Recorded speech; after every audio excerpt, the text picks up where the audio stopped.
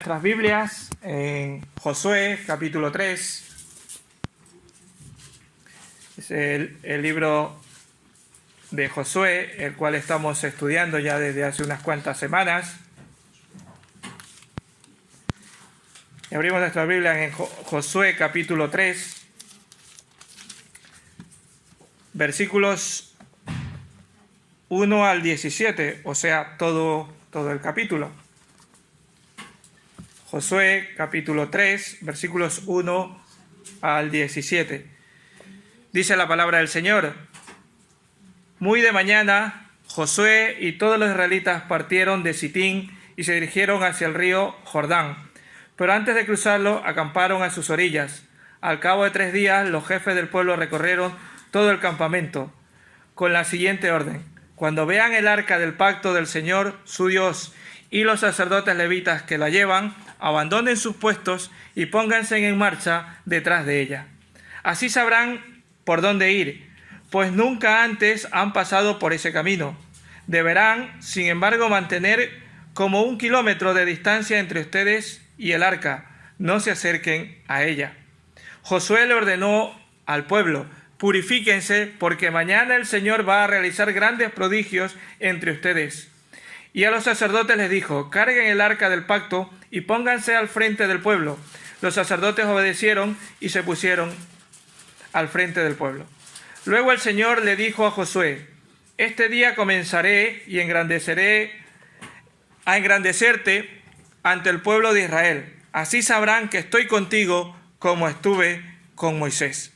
Dales la siguiente orden a los sacerdotes que llevan el arca del pacto: Cuando lleguen a la orilla del Jordán, deténganse. Entonces Josué le dijo a los israelitas: Acérquense y escuchen lo que Dios el Señor tiene para decirles. Y añadió: Ahora sabrán que el Dios viviente está en medio de ustedes, y que de seguro expulsará a los cananeos, los hititas, los heveos, los fereceos, los gergeseos, los amorreos y los jebuseos. El arca del pacto que pertenece al soberano de toda la tierra cruzará el Jordán al frente de ustedes. Ahora pues elijan 12 hombres, uno por cada tribu de Israel.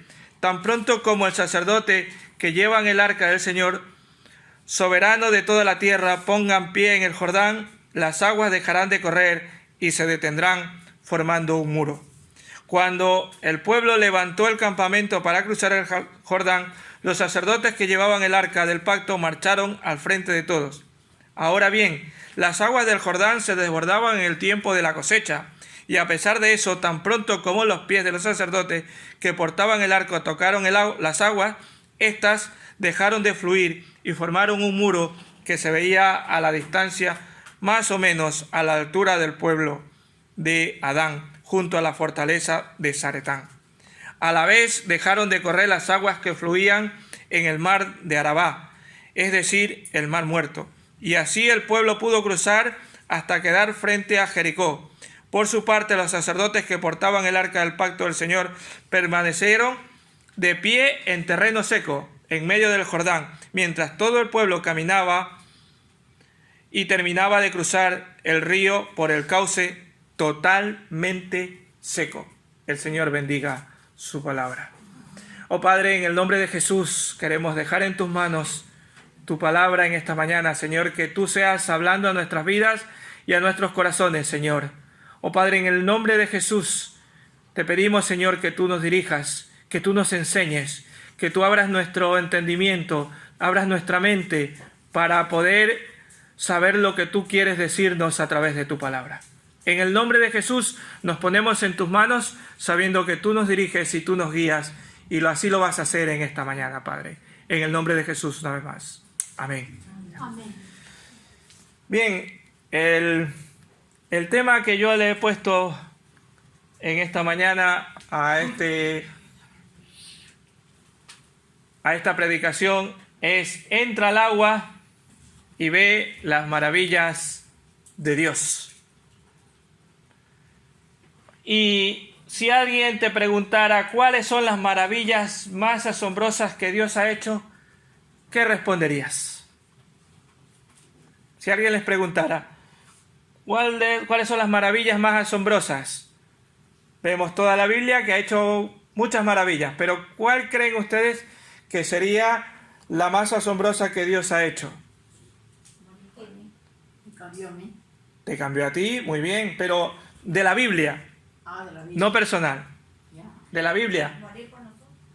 Vale, morir, o sea, la muerte del Señor Jesús fue una muerte normal, pero el resucitar fue algo ya increíble, ¿verdad? Una maravilla que resucitara. ¿Qué más podríamos decir que puede pasar como una maravilla o algo asombroso que Dios ha hecho? Fui al Mar Rojo. Volver la vista, ¿no? Levantar a los muertos. Levantar a los muertos. Alguien ha dicho por aquí, por ejemplo, sacarlo al pueblo de esclavitud cuando abrió el Mar Rojo, ¿verdad? Todas esas cosas podríamos decirlo como maravillas que el Señor ha hecho. Pero ahora, si fueras un israelita, ahora pongámonos en la piel de que somos un israelita, ¿cuál sería la respuesta a esta pregunta? Si fuéramos israelitas. Creo que el israelita la primera cosa que diría de las maravillas que Dios ha hecho sería cuando abrió el Mar Rojo, y la segunda sería cuando también abrió el Jordán, cuando cruzaron el Jordán,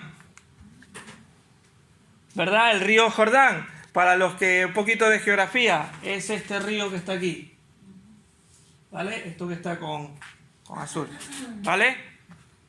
Y he buscado esta es, según los historiadores, la parte donde Jesús se bautizó, es el río Jordán, ¿vale? Pero allí está muy calmadito, es la época que está más calmadito el río. Hemos leído que hay una parte que cuando las cosechas pues se desborda un poco más, ¿vale? Pero eso es simplemente como un poco de geografía. Ahora, los ríos suelen ser una fuente principal de agua para muchas civilizaciones, ¿verdad? Muchos dependemos del agua, y algunos ríos y algunas civilizaciones consideran a los ríos como sagrados, ¿verdad? Por ejemplo, ¿conocen alguna civilización que diga que su río es sagrado? Hay uno por excelencia, el Nilo, ¿verdad? En Egipto lo consideran ellos al Nilo como un río sagrado.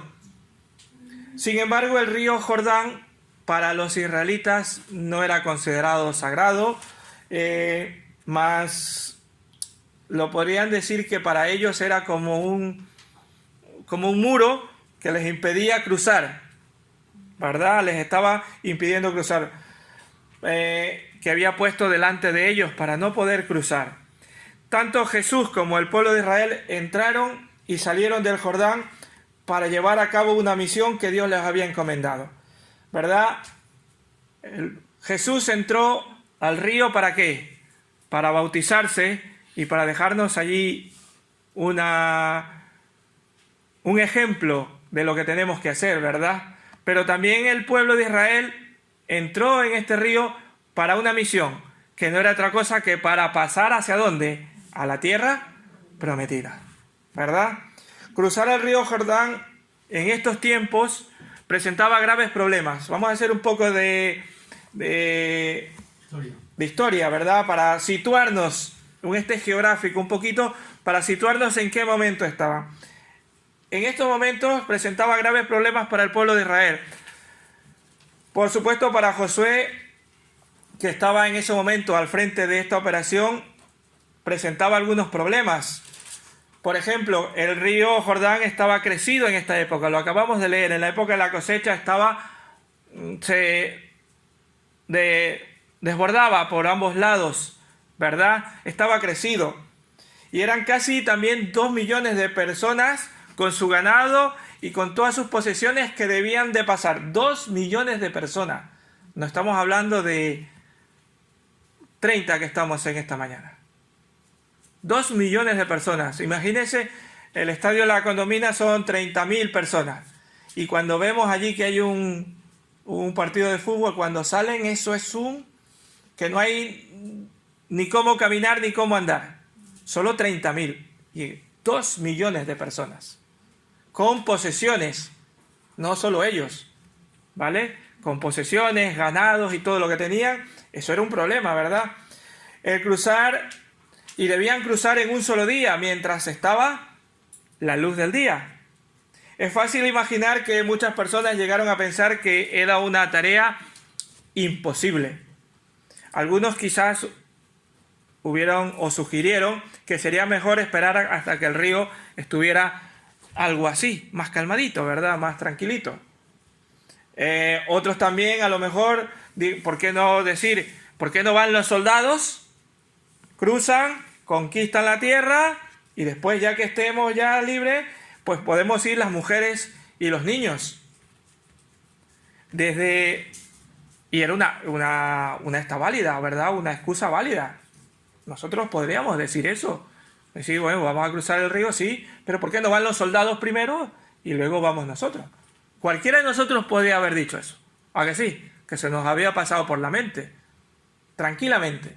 Pero ese no era el propósito del Señor. Desde la perspectiva humana, ciertas victorias son un poco más o un poco menos que imposibles. Desde nuestro punto de vista hay cosas que nos parecen imposibles. Sin embargo, el Señor les dice no. Ver cómo yo les voy a dar una victoria. Y una victoria abundante. Y creo que también a nosotros en esta mañana nos está diciendo venir, ven, ver. Y como le he puesto en el tema de hoy, entra al agua y ve las maravillas de Dios. Ven, moja tus pies, entra en el agua y ve las maravillas de Dios. Aunque para el pueblo en ese momento parecía un poco imposible, y quizás para nosotros también nos puede parecer un poco imposible, pero para Dios nada es imposible. Y en esta mañana queremos ver esa parte de que nos está diciendo, ven, ve, y ve la maravilla de Dios. Mira con tus propios ojos la maravilla de Dios. Pero para ver la maravilla de Dios implica varias cosas, que son las que vamos a ver. Las que Dios les estaba pidiendo al pueblo de Israel, pero también nos los está diciendo a nosotros. ¿Quieres ver la maravilla de Dios? Ven. Pero implica algunas cosas. ¿Como cuáles? Que son las que vamos a ver en esta mañana. Ver la maravilla de Dios implica ¿qué cosa primero? Obediencia. ¿Obediencia a quién? El pueblo de Israel, ¿obediencia a quién? ¿A Dios? ¿Y a quién? Y a Josué, por supuesto. Dice el versículo 3. En vuestras versiones dice, cuando veáis que el arca del pacto de Jehová, vuestro Dios, es llevada por los sacerdotes y levitas, vosotros partiréis de vuestro lugar y marcharéis en pos de ella. Les está diciendo a hacerlo, obedecer. Sabemos lo que el arca tenía de significado para el pueblo de Israel, ¿verdad? Tenía un doble propósito en la vida del pueblo de Israel. Por una parte era un signo de la presencia de Dios a través de ese arca, pero también era de que estaba delante de ellos. En ese cruce del Jordán estaba Dios mismo a través de ese simbolismo que era el arca. Y en esa arca también tenía algo importante. Había varias cosas, pero había una cosa importante. Habían 2 tablas que contenían ¿qué cosa? Los 10 mandamientos, ¿verdad? Que Jehová había entregado a Moisés. Y de esta manera podíamos decir que el pueblo estaba seguro del liderazgo del Señor, que era quien los estaba guiando, que era el que en toda acción que ellos emprenderían, Dios estaba delante de ellos. Dios era el artífice de esta operación y su victoria. Por lo tanto, debía ser obedecido. Debía tener de parte del pueblo de Israel obediencia. Y también de parte nuestra. El Señor nos está diciendo, ven, ve las maravillas de Dios. Pero si quieres ver la maravilla de Dios, ¿qué necesito de ti? Obediencia. Josué era la autoridad inmediata designada por el Señor y por lo tanto también debía ser obedecida. Las instrucciones eran sencillas pero importantes.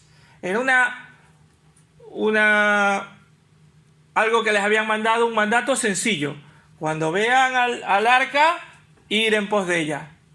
¿Verdad? Un mandato sencillo. Pero había que hacerlo. Había que hacerlo. Dice el versículo 1. Muy de mañana, Josué y todos los israelitas partieron de Sitín y se dirigieron hacia el río Jordán. ¿Alguien me lo lee, por favor, en las versiones del Reina Valera del 60, el versículo 1? Josué se levantó de mañana y él y todos los hijos de Israel partieron de Sitín y vinieron hasta el Jordán y reposaron allí antes de pasar. Eso de levantarse muy de mañana o de mañana, de muy temprano, ¿verdad? Implica no solamente el levantarse y pararse o ponerse de pie, ¿verdad? Josué, para él, había tomado muy en serio unos versículos que unos capítulos antes lo tenemos. En el capítulo 1, versículo 8 dice que Dios le dijo a Josué, y nos lo dice a nosotros, y para Josué implicaba mucho en su vida, y por eso él se levantaba muy de mañana y podía decir y se tomaba muy en serio estas instrucciones que Dios le había dado. Y nosotros también debemos tomárnoslas muy en serio. Dice capítulo 1, versículo 8, nunca se apartará de tu boca este libro de la ley, sino que de día y de noche meditarás en él, para que guardes y hagas conforme a todo lo que en él está escrito, porque entonces harás prosperar tu camino y todo te saldrá bien. Eso le decía y a Josué Dios, y él se lo tomaba muy en serio. Meditarás día y noche en su libro de la ley. Y hasta ese momento tenían poca. Ahora tenemos todo escrito en un solo libro, ¿verdad? Muchas veces el Señor también nos dice que obedezcamos inmediatamente, pero nosotros siempre le estamos poniendo excusas. Una de las cosas que nos dice es que meditemos en su palabra diariamente, pero no lo hacemos. Lamentablemente, no lo hacemos.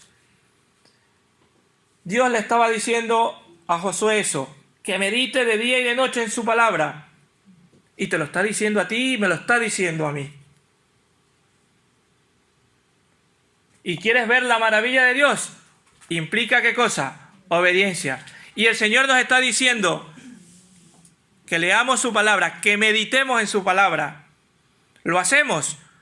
Yo no lo sé. Yo no me voy a ponerme a preguntarle a cada uno si está meditando en su palabra de día y de noche o todos los días de vuestra vida. Ojalá que sí. Pero si no lo estás haciendo, Dios te está diciendo en esta mañana, necesitas obedecerme. ¿Quieres ver la maravilla de Dios? Necesitas obedecerme. Y una de las cosas que te pido es, medita en mi palabra. Medita de día y de noche. ¿Y qué es lo que le dice a Josué? Porque entonces hará prosperar tu camino y todo te saldrá bien. Y eso nos lo dice a nosotros también. Todo te saldrá bien. Medita en la palabra del Señor. Segunda cosa que nos dice estos versículos. ¿Quieres ver la maravilla de Dios? ¿Implica qué cosa? Disciplina. ¿Disciplina qué cosa? Disciplina a seguir el arca del Señor. Había que mantener una distancia, en unas versiones dice 1 kilómetro, pues 914 metros aproximadamente. En la Reina Valera dice otra esta. Aquí ya está traducida a nuestros tiempos. 1 kilómetro, 914 metros aproximadamente. Esa era lo que tenían que hacer. Y tenían que mantener esa disciplina. Sin duda el arca era el símbolo de la presencia de la dirección del Señor, como lo habíamos dicho antes, ¿verdad? Y de esa manera reconocían que estaba el Señor al frente de esa operación. Pero por otro lado debían mantener la vista en el arca y no perderla y seguirla. Solamente, como dice en un versículo, así podrían saber por dónde caminar, porque no sabían el camino. Dice allí la palabra del Señor, ¿verdad? Dice el versículo 4, a fin de que sepáis el camino por dónde ir. ¿Cuántos de nosotros sabemos el camino que tenemos que seguir? Yo no lo sé. Entonces no debemos dejar de perder de vista a nuestro Señor. Los israelitas no tenían que perder de vista al arca. Nosotros tampoco debemos alejarnos de Dios. Y eso se llama disciplina. Disciplina para eso que le estaba diciendo a Josué, medita de día y de noche, ahora te está diciendo a ti, disciplina en que puedas hacerlo cada día. No perder de vista al Señor. ¿Y cuándo perdemos de vista al Señor? Cuando empezamos a dejar de leer, empezamos a dejar de orar y por ende ya empezamos a dejar de asistir y ya perdemos la disciplina. Y nos vamos alejando y ya vamos perdiendo de vista ¿a quién? A Cristo. El pueblo no tenía que perder de vista al arca. Nosotros tampoco debemos dejar de perder de la vista ¿a quién? A Cristo como nuestro Salvador. ¿Y cómo perdemos de vista? Ya les he dicho antes, cuando empezamos a dejar de orar, empezamos a dejar de leer, y cuando acuerdas ya estamos enredados en algún pecado, con alguna persona, en fin. Y nos empezamos a perder de vista al Señor. Habían salido de la esclavitud de Egipto, pero no habían entrado a la vida abundante de gozo y servicio de Dios que les había prometido. Dios les había prometido que tenían que ir a esa tierra prometida, pero no tenían que dejar de perder de vista a ese arca. Iban a ello.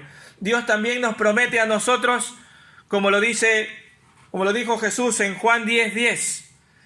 La parte B dice, yo he venido para que tengan vida y para que la tengan en abundancia. Eso dijo el Señor Jesús y nos lo dice a nosotros. Que Él ha venido para que tengamos vida y para que la tengamos en abundancia. Pero seamos disciplinados, no perdamos de vista al Señor.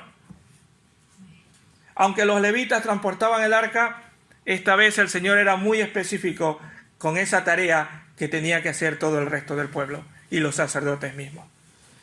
Y hermanos, los seres humanos por naturaleza no somos disciplinados. Seamos sinceros, ¿verdad que es así? No nos gusta cuando nos dicen qué y cómo debemos hacer, pero como cristianos debemos aprender a hacerlo. No nos gusta cuando nos dicen qué debemos hacer o cómo debemos hacerlo. Queremos nuestra propia forma, ¿verdad?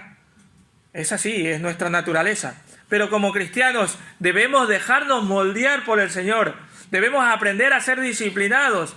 Debemos aprender a no dejar de perder de vista a nuestro Señor Jesús. Porque si no, nos podemos ir por el camino equivocado. Y Él quiere guiarnos a esa tierra prometida, como le estaba guiando al pueblo de Israel. También quiere guiarnos a esa vida eterna, que es nuestra tierra prometida. ¿Qué más? Ver la maravilla de Dios. ¿Quieres ver la maravilla de Dios? También implica ¿qué cosa? ¿Qué cosa? Santidad. Santidad. ¿Verdad?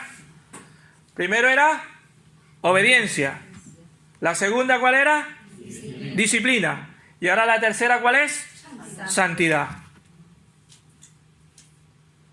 Santidad delante del Señor. Josué le dijo en el versículo 5, alguien que me lo pueda leer, por favor, el versículo 5. 3:5. Y Josué dijo al pueblo, santificaos, porque Jehová hará mañana maravillas entre vosotros. Ajá. Santificados, purificados. La purificación tenía un carácter sagrado. Era una manera de prepararse para experimentar una presencia del Señor, de Dios, de Jehová. Y esta purificación consistía en una limpieza general. Dice, según Éxodo, que les daba algunas pautas de cómo purificarse, cuando iban a la guerra, a los soldados se les decía que no podían tener relaciones sexuales con sus esposas por esos días. Lo dice en Éxodo 19 me parece que está. Pero aquí no se dice nada explícito, pero sí les dice purificado. Es interesante que Josué no ordena purificación del tipo ceremonial como los lavamientos del cuerpo. Está hablando de una purificación espiritual que busca relacionarse bien con el Señor por medio de ¿qué cosa? De un examen personal. No estaba hablando de eso de lavamiento del cuerpo, que está bien, que en estos veranos bañarse viene bien, ¿verdad? Porque nos refresca y parte porque con el sudor pues siempre, ¿verdad? Nos limpia, ¿verdad? En este tiempo viene bien. Pero no estaba hablando de eso, sino de un examen personal. Estaba hablando de un arrepentimiento, de una confesión de pecados, de una súplica de limpieza. ¿A fin de qué? A fin de experimentar las maravillas que el Señor va a hacer, sus hijos debemos estar en condiciones espirituales adecuadas. ¿Quieres ver la maravilla de Dios? Mantente en santidad. Purifícate cada día. Pide perdón al Señor. Confiesa tus pecados. Suplica al Señor que el Señor te limpie cada día. Yo lo hago cada día. Porque somos humanos y nos equivocamos, pero a cada rato. Y el que me diga que no, está mintiendo. Dios es santo y la santidad de su pueblo siempre será una evidencia de que Dios está con él. Dice Primera de Pedro 1:16, porque escrito está, sed santos, ¿por qué? Porque yo soy santo. Nos lo dice el Señor, sed santos, porque yo soy santo. Ya en el Nuevo Testamento. No, ya no es del Antiguo, me pueden decir algunos, pero bueno, esas eran cosas del Antiguo, no. Antes hemos visto cómo el Señor Jesús nos estaba diciendo directamente. Ahora Pedro nos dice, escrito está, sed santos porque yo soy santo. ¿Quieres ver la maravilla de Dios? ¿Implica qué cosa? Santidad. Y era lo que le estaba diciendo al pueblo. En este caso, Josué les dice, purifíquense. Y Dios nos lo está diciendo a nosotros. Purifíquenos, que nos purifiquemos, que nos santifiquemos cada día. La santificación a la que hace referencia no es solo la limpieza del pecado, sino también la entrega completa a la voluntad de Dios, a su causa y todo lo que en ello implica. Y hay veces, muchas veces no queremos entregar nuestras vidas completamente a Dios. Muchas veces le entregamos una parte, ¿verdad? Y eso también es santificación. También es purificación.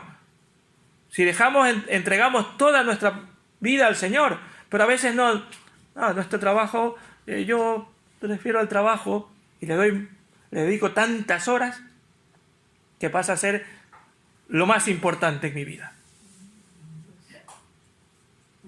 Un Dios, exactamente. Un ídolo.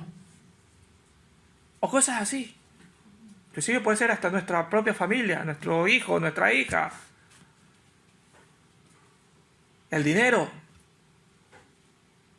No queremos entregar completamente a Dios. Si no entregamos completamente nuestra vida a Dios, no estamos buscando santidad. Y Josué le estaba diciendo, purifíquese. Y nos lo está diciendo Dios a nosotros, purifique, que nos purifiquemos. Que busquemos la santidad. ¿Y cómo podemos buscar la santidad? Vuelve a lo de antes. Josué 1:8. medita de día y de noche en la palabra del Señor. Si no meditamos, si no leemos la palabra del Señor y no oramos, la santidad no va a llegar en nuestra vida. ¿Por qué? Porque no vamos a saber lo que Dios quiere para nuestras vidas. Siempre estamos queriendo lo que a nosotros nos parece, lo que es nuestra voluntad, y no buscamos la voluntad del Señor. No queremos entregar completamente. Hay un ejemplo que me gusta mucho, que una vez lo escuché y creo que alguna vez lo he compartido, donde es como si una persona cogiera un llavero donde hay varias llaves y le dice: mira, Señor, yo voy a coger todas estas llaves, 4 o 5, estas te las entrego a ti, pero aquí me quedo con 1 o 2, estas no te las entrego. Es como si el llavero lo partiéramos, ¿verdad? Estas llaves sí, para que tú entres en esta parte de mi vida, pero estas 2 no. Estas 2 partes de mi vida no. Esta parte, la del bolsillo no, esa no me la toques, Señor. Esa no te la dejo yo a ti, Señor. Yo la del bolsillo la administro yo, tú no. Hay gente que pasa eso. Hay una anécdota o una broma que dicen que lo último que se convierte al Señor es la cartera o es el bolsillo. Hermanos, queremos ver la maravilla de Dios, busquemos la santidad. Volvemos. ¿Cuál es la primera que para ver la maravilla de Dios? Obediencia. La segunda, disciplina. La tercera, santidad. Y una última y una cuarta. Ver la maravilla de Dios implica sumisión al liderazgo. Y si no nos queremos subir ante Dios, no queremos dejar que Dios gobierne nuestras vidas, ¿cuánto más vamos a querer que nos gobierne una persona? Y el pueblo de Israel era dirigido por una persona, aunque Dios estaba con ellos, pero había una persona que lo dirigía, ¿verdad? Versículo 7, capítulo 3, versículo 7. Luego el Señor dijo a Josué: en este día comenzaré a engrandecerte ante el pueblo de Israel. Así sabrán que estoy contigo como estuve con Moisés. Desde el 7 al 17 encontramos que Dios reafirma su compromiso hacia Josué y reserva el derecho de dar las instrucciones que deben ser fielmente obedecidas. Josué, bajo la dirección del Señor, iba a ser el segundo a bordo. Primero, ¿quién? Dios. Primero Dios. Y el segundo a bordo, ¿quién iba a ser? Josué. Y lo iba a demostrar. Según este versículo dice: a partir de hoy voy a demostrar, voy a hacerte ver cómo, así como estuve con Moisés, estoy contigo. Voy a engrandecerte. Se puede decir que así Dios estableció una cadena de mando para delegar tanto las tareas religiosas como civiles del pueblo de Israel. Porque si leemos todos estos versículos, les dice que primero que busque líderes, que busque personas, que vayan delante, uno de cada tribu. Le está dando instrucciones, pero ¿a través de quién? De Josué.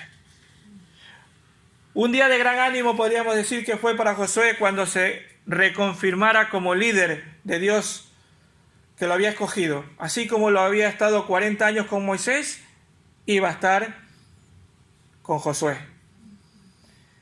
Y el pueblo vería las maravillas de Dios, de su mano, de la mano de Dios. Y Romanos 8:31, ¿qué nos dice a nosotros? Dice: ¿qué pues diremos a esto? Si Dios es por nosotros, ¿quién contra nosotros? Y eso nos lo dice a nosotros. ¿Qué pues diremos esto? Si Dios es por nosotros, ¿quién contra nosotros? Y Vista Alegre, Dios está aquí con nosotros.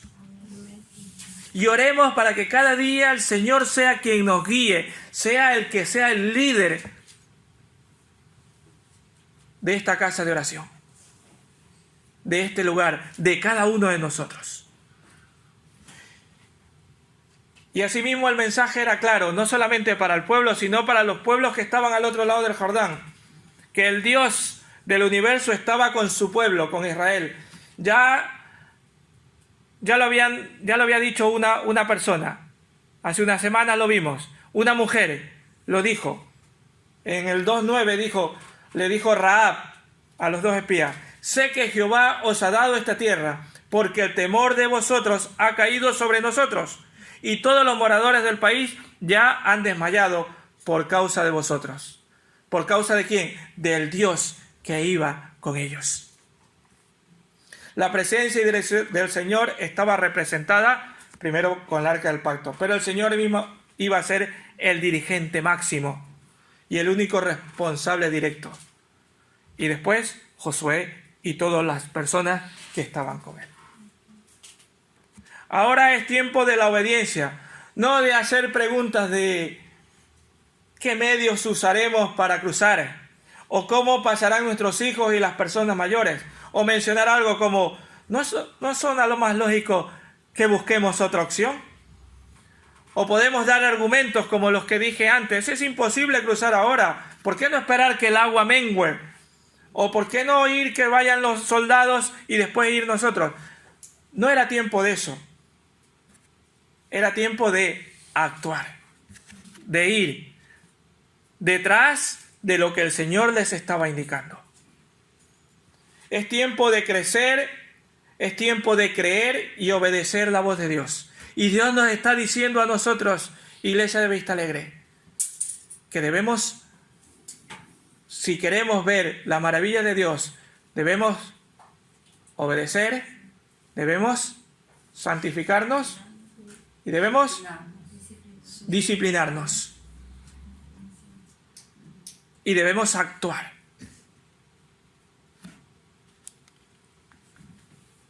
Hay que dejar que Dios controle todas las cosas y no queramos nosotros hacerlas a nuestra manera. Josué debía comunicar las instrucciones a los sacerdotes y a los 12 hombres. Los sacerdotes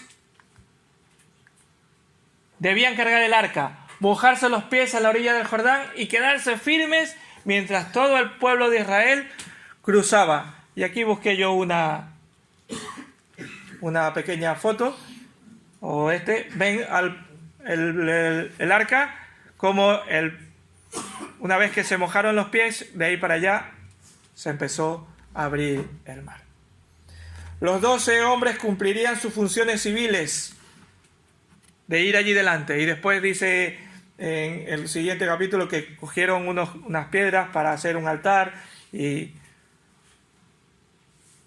no fue sino hasta que obedecieron las instrucciones de Dios y el Creador y los sacerdotes yendo en el arca del pacto por delante y tocaron el agua hasta cuando Dios hizo la maravilla. Cuando, ¿qué cosa? Se purificaron, obedecieron y tuvieron disciplina. Entonces sucedió la maravilla del Señor. Cuando se dejaron dirigir por esa persona que Dios había puesto. Cuando se acataron esas órdenes. Algo impresionante que yo leo aquí es que la tierra donde pasó el pueblo, la parte donde cruzaron del río, no pone que estaba ni húmeda ni enlodada, dice que estaba completamente seco. Otra maravilla, porque ya la primera maravilla es que se abre el río y pasa, y luego está seco. ¿Ustedes han visto algo que después que se seca el agua queda completamente seco enseguida? No, queda con barro, ¿verdad? Con lodo, con pegajoso, ¿verdad? Pero aquí dice que estaba seco. 2 maravillas en una que hace el Señor. Les abre el río y todavía pasan en seco. El Señor estaba con ellos. ¿Pero por qué? Porque estaban haciendo todas estas cosas que el Señor quería de sus vidas. Estaban obedeciéndole, estaban buscando la santidad y también estaban obedeciendo el orden que el Señor había establecido. En estos últimos versículos es muy fácil ver la cadena de mando. En este trozo de pasaje último que hemos visto, los niveles de liderazgo estaban bien definidos. El primero era Dios, Josué, y de ahí todos sus ayudantes, cada uno con asignaciones específicas y autoridades delimitadas. Hermanos, para concluir, Dios trabaja ordenadamente sus victorias. Sus planes y su manera de hacer las cosas confirman que es un Señor ¿de qué? De orden. Y Él quiere bendecirnos. Y ayer orábamos porque tenemos algunos planes para septiembre, octubre, noviembre, no sabemos cuándo. En septiembre empezamos. Unas cosas evangelísticas. El Señor dirá si las podemos hacer. Pero necesita de cada uno de nosotros. Queremos ver la maravilla del Señor. Estamos orando porque el barrio de Vista Alegre escuche del Señor y pueda congregarse en esta iglesia. Amén. Yo sí estoy orando. Pero implica de nosotros, porque nosotros somos su pueblo, porque nosotros somos los llamados a predicar el Evangelio, porque nosotros somos los que estamos llamados a compartir el Evangelio. Y así como el pueblo era el que estaba llamado a ir y conquistar la tierra prometida, nosotros estamos llamados a ir y predicar.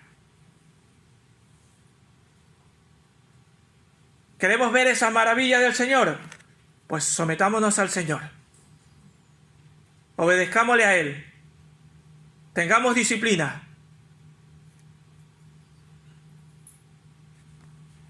Quienes formamos parte del pueblo de Dios haríamos bien en reconocer el liderazgo que ya lo reconocemos de Dios, ¿verdad? Amén. Dios es el que nos lidera, pero también el liderazgo de aquellas personas que el Señor ha puesto en su iglesia.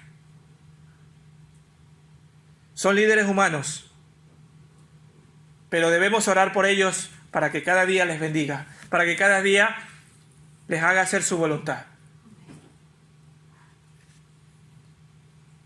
Dice Hebreos 13:17, obedeced a vuestros pastores y sujetaos a ellos, porque ellos velan por vuestras almas, como quienes han de dar cuenta, para que lo hagan con alegría, y no quejándose, porque esto no es provechoso.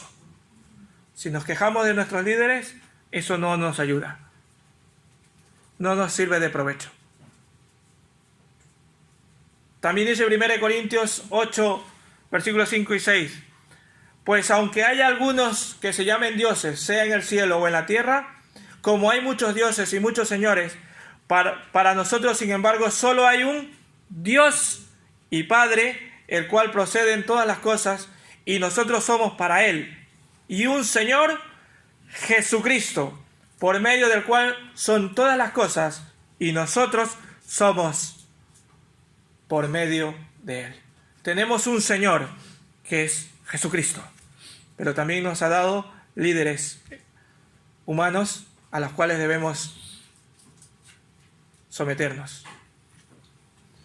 Hermanos, roguemos al Señor que nos permita ser obedientes a sus instrucciones, al liderazgo de nuestra iglesia. Después de que Dios ha dado instrucciones, lo que sigue es obediencia de nuestra parte para poder ver el milagro de Dios en nuestras vidas. Eso es lo que necesita el Señor de nuestras vidas. Obediencia. Él ya nos ha dado la orden.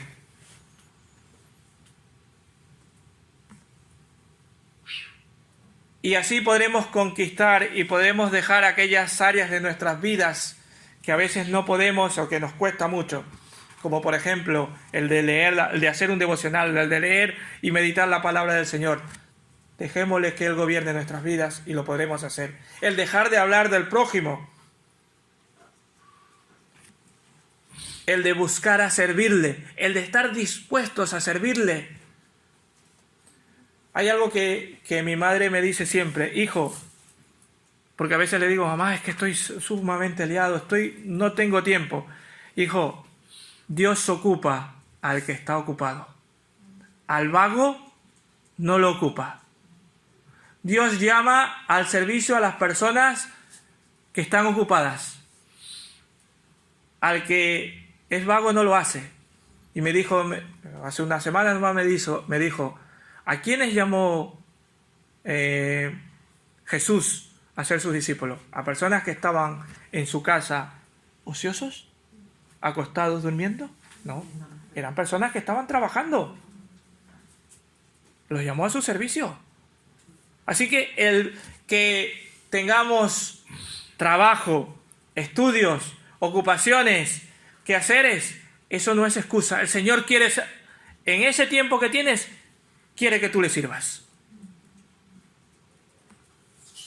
¿Quieres vivir una vida abundante de gozo y de servicio al Señor? Déjate gobernar por Él. Y esto no sucederá hasta que obedezcamos. Así que te digo en esta mañana, entra al agua y ve las maravillas de Dios. Cuando digo entra al agua es, ven, déjate gobernar por el Señor. Ven, ponte al servicio del Señor. Y haz como el pueblo de Israel.